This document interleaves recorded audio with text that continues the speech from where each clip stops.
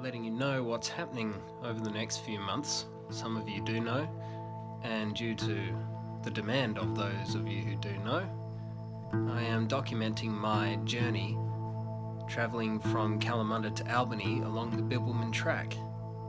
Going to start tomorrow around midday, and I'll introduce you to what it's all about, what gear I'm taking, who sponsored it. So I'll start with that in the morning, so stay tuned. Oh, Jake, if only you knew exactly what you were going to be exposed to over the next 8 weeks. The Bibbulmun track starts in Kalamunda, east of Perth, and makes its way south following the Darling Ranges through various towns before reaching the southwest coast, at which point it heads east to Albany. It's 1,000 kilometres long.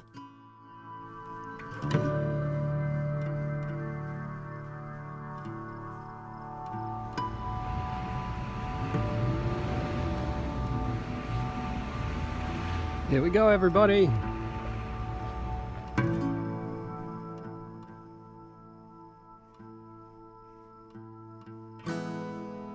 For me, the first goal was to get out of the noise of civilization as quick as possible. I've arrived at the first stop, first hut, just here. And so I've just got some water out of the rainwater tank, and I've got that on the boil with my little fuel stove, which is sponsored by Alex Garner,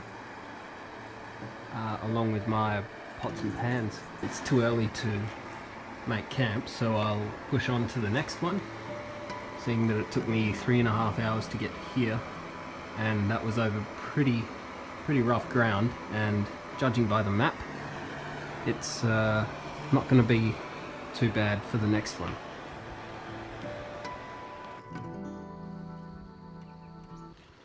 Tell you what, I used to hate banana chips, but after a long day hiking, they're beautiful. And my banana chips are slowly turning into banana powder from the amount of bouncing around.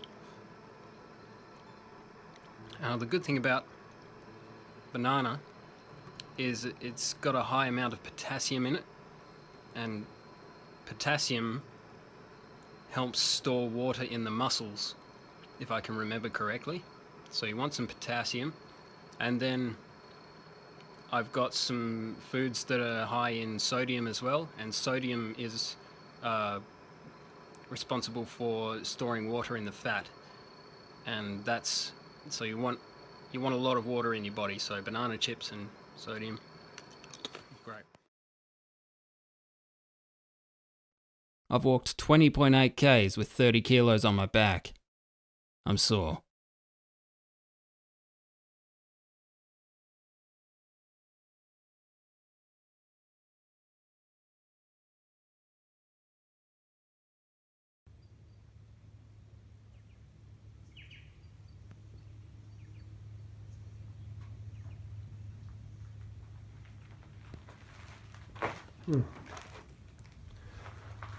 So last night was interesting.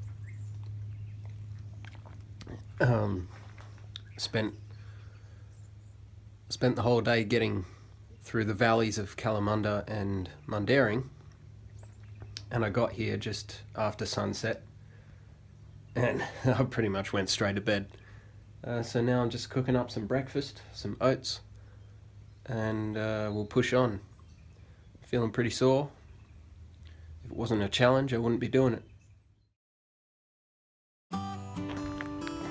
Just rocking up to the next camp, have some lunch, but it's so beautiful, I think I might stay. And as well, I've just negotiated some really harsh valleys, and by the looks out there, there's going to be a couple more, so I'll have to have a look at the map and decide whether I stay here and for a bit of R&R or continue on. At the start of 2018, the Helena campsite was burned down in a bushfire. It will be rebuilt.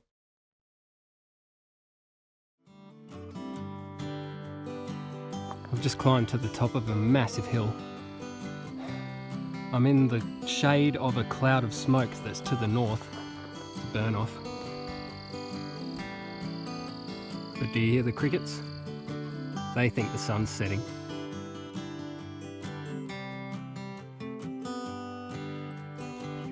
Hello, Mr. Emu. Hello, Mr. Emu. Thursday, 4:39, 12th of whatever month it is. I've walked up a massive hill, and boy am I glad to see this campsite. It's been a long day. At midday, I was on that hill way over there in the distance, and the track went all the way around there, through the hills and valleys, and up around this hill. What a gorgeous looking campsite. This is a lot of what I'm eating out here, sponsored to me by Steve McCarthy. So this is pad thai, and it's freeze dried, and you add hot water to it, let it sit, and it turns into a full-on meal. And this is packed full of calories, but it's also very light, which is exactly what I need. And I've got a few more of those, and yeah, I just boil some water on my stove and put it in there. Very tasty too. Today I walked 2 huts, stopping at Helena for lunch and then continuing on.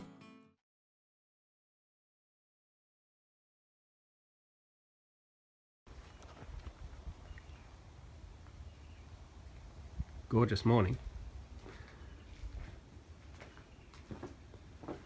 Last night I shared this hut with a person called Margaret, and she's extremely lovely. She left me a little thing of hot chocolate and some milk powder. These are the kind of people you meet out here. She left early because she wants to get to the next hut quickly. I slept in because I was munted from yesterday. Cooking some oats here. That should be nice. That'll keep me going. And I'll get to the next hut, and that'll be it for me today. I don't want to push it too hard. It's going to be 31 degrees. Let's see how close we can get to this. There it goes. Oh, there's a whole lot of them all through the bush. How nice. In this day and age, we've got good GPS tracking. Now, what I've got here is a personal locator beacon. So it's a GPS tracker, basically.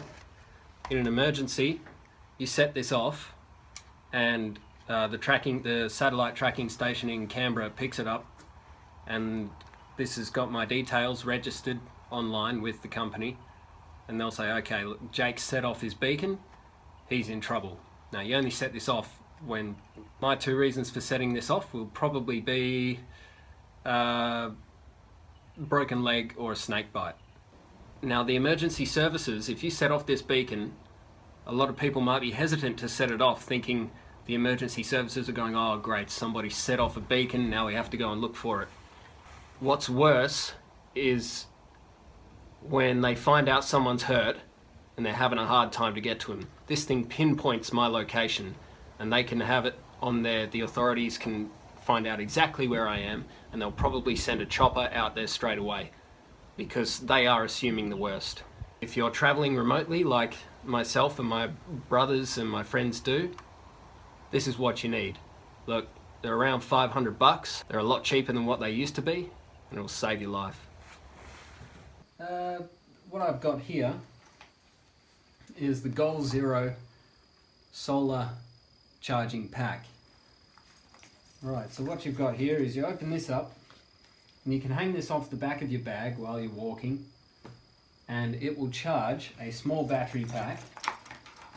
And I've been charging this one here. So we've got overcast, and I've been charging this, and I push the little button and shows I've got 4 bars there.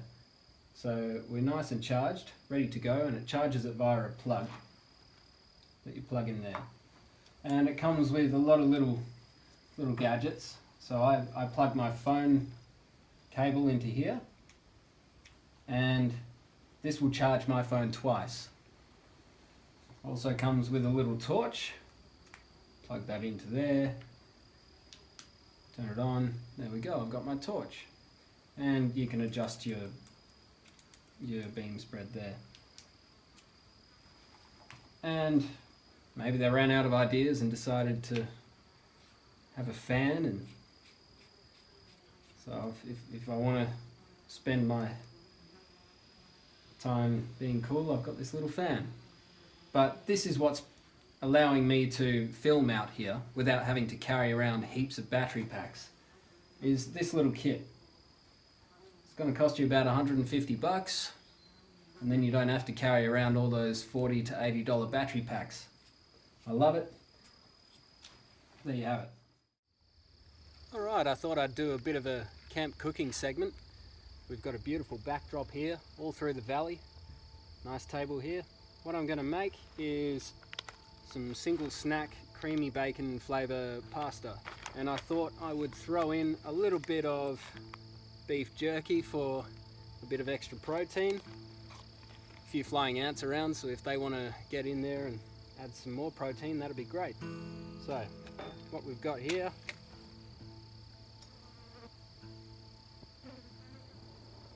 is 1 cup of water. Put that on there. Bit of milk powder. How much do you reckon? Maybe half of that amount, whatever that is. Bit of milk powder. And they say add some butter, but I can't carry butter out here, so we'll just have to do without it. Stir that a little bit, and we're going to bring that to the boil, and then we'll add our ingredients. So to make the pack strong, got a bit of a storm in the background, so I'm hoping you see some lightning behind me. So I'll add this in. Yeah. I can hear the thunder. It's going to be great. Might have an interesting night. Yeah, throw them all in. Why not? Whoop! Not the anti-sachet. Damn it! Do not eat. Okay. We'll be right back when that's finished. Alright, we're just about done there. The flying ants are all inside me. Alright, there we go. It's a nice consistency, and as I let that sit, it'll just get a bit thicker. And I'm keen to try that out.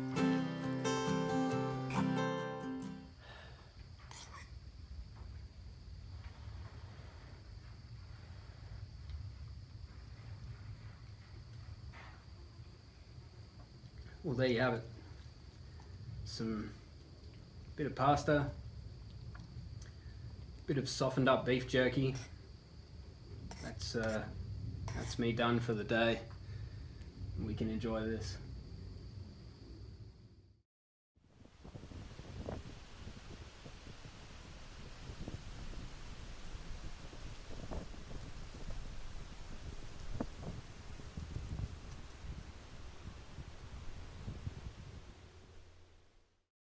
That was a beautiful walk today. Thanks, Margaret, for the hot chocolate, and thank you for holding the camera.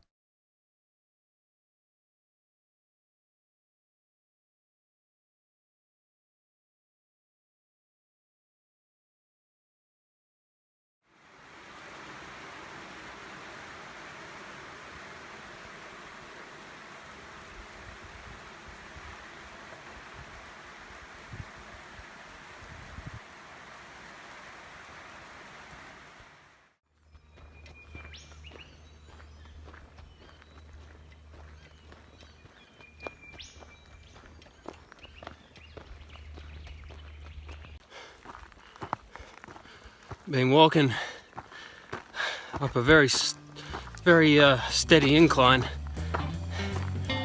with 30 kilos on my back for 6 Ks. When does it end?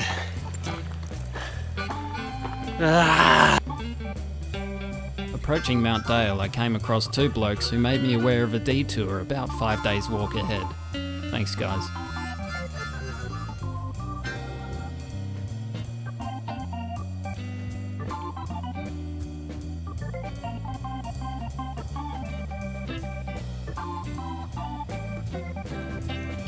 Just got to Mount Dale campsite about an hour ago.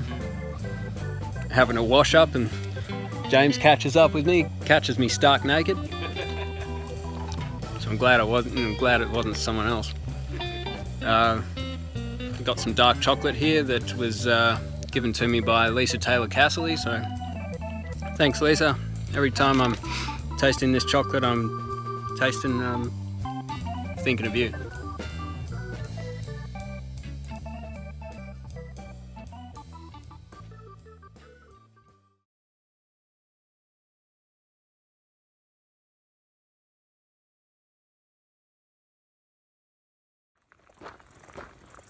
Coming up to the first hut of the day. So this is one section. It's probably been about 10 k's over the last couple of hours. Hey, there's Jimmy. I'm gonna stop here, check out my feet. Okay, so the dilemma is I'm getting some pain in the balls of my feet and my toe. So what that's telling me, I think, I'm no foot expert, but I need some more arch support here. So what I've done is created some bush arch support out of some gum leaves and some elastoplast. And I've taped it to this inner sole, which is paper thin now. So I'll pick up some new inner soles in Dwelling Up from the chemist. So yep, here's one I prepared earlier. And I'm gonna stack some more gum leaves together. And there we go.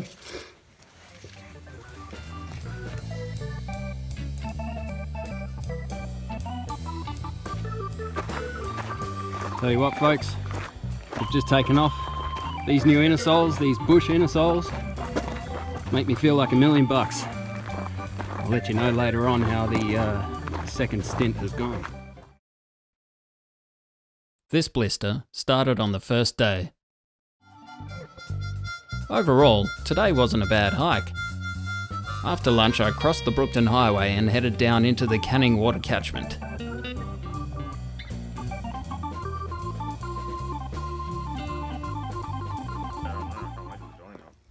Right, so Canning campsite. There's a burn off to the west and it's raining ash. You remind me of that guy off Lord of the Rings. You shall not pass. Gandalf. I'm here with my track buddies. Now, the review on how my bush insoles went, it kept me going through the day. I did 26 k's today and these have moulded nicely. Some good arch support. Maybe I'll start a business.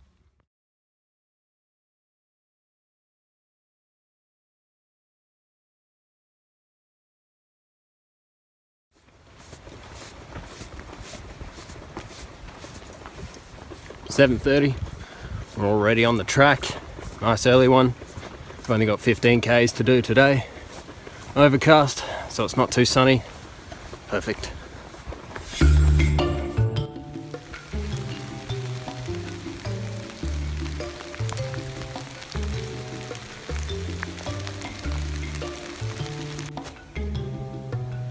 So I was hanging out my socks.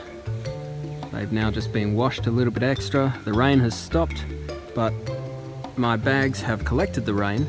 And now my pack weighs about 5 or 10 more kilos. I'm soaked.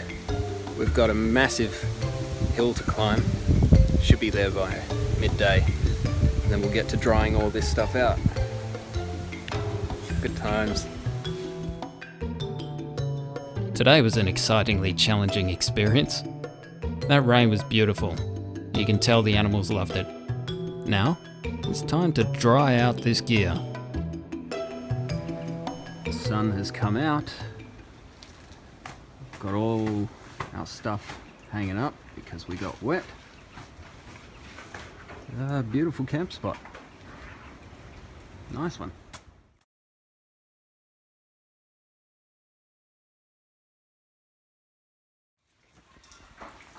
It's just stopped raining. It's been raining constantly. I woke up this morning with the choice of really wet socks or damp socks. So I went with damp socks. Our boots are still wet. Are your boots still wet, Carolina? A little bit, Yeah, yeah. a little bit. So I have wrapped up my bag today in the waterproof fly from my hammock kit. What else can I tell you? Yeah, so everything was wet. And then in the middle of the night, some mice got into my breakfast oats. So my oats were everywhere in the morning. So, moving on to Mount Cook campsite. What on earth is this slimy stuff we are finding on these palms? It's this weird slimy stuff. We don't know what it is. I'm not going to try and eat it, but I wish I could. The rain has stopped for just a minute and the birds have come out. Look at this view. On the top of, or getting to the top of Mount Cuthbert at the moment, or Cuthbert, however you want to say it. And we just have this stunning view. And then we've got Mount Vincent straight after, so that's going to be a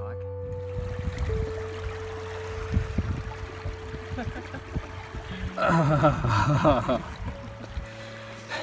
Even on a day like this where there's lots of rain, your feet still get hot.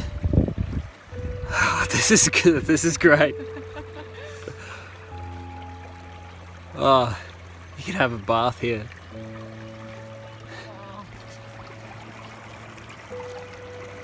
The streams don't usually flow out here. I had never seen that much water flowing out near Mount Cook before. As a West Australian, I'll invite any rain that makes that happen. Later on I went down to that creek and had a bath. So if anyone was drinking water south of there, they're probably dead now.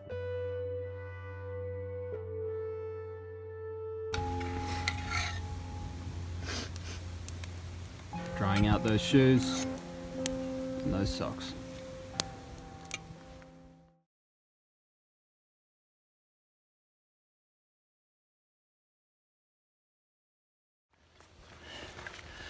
Wednesday morning, the 18th, I think. I don't even know anymore.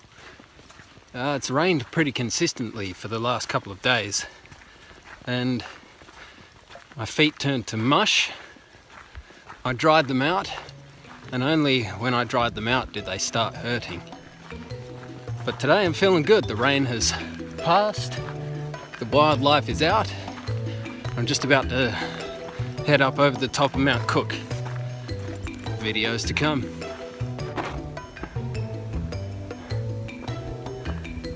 Must be getting close to the top. I've done Mount Cook a handful of times, but not from the north. This is completely different. Oh, and I've never done it with 30 kilos on my back. Mine calves!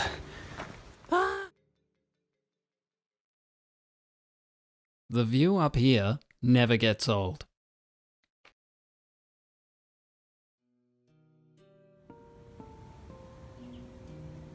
You find me in the Mount Cook cave. And there is a diary in this cave. Let's have a look, see what's in it. We found caves. Tsushima and Jamila? On my first attempt, I have found the cave. I am Thorin, son of Thrain, son of Throror, king under the mountain. That's great. So yeah, maybe I'll write something in here.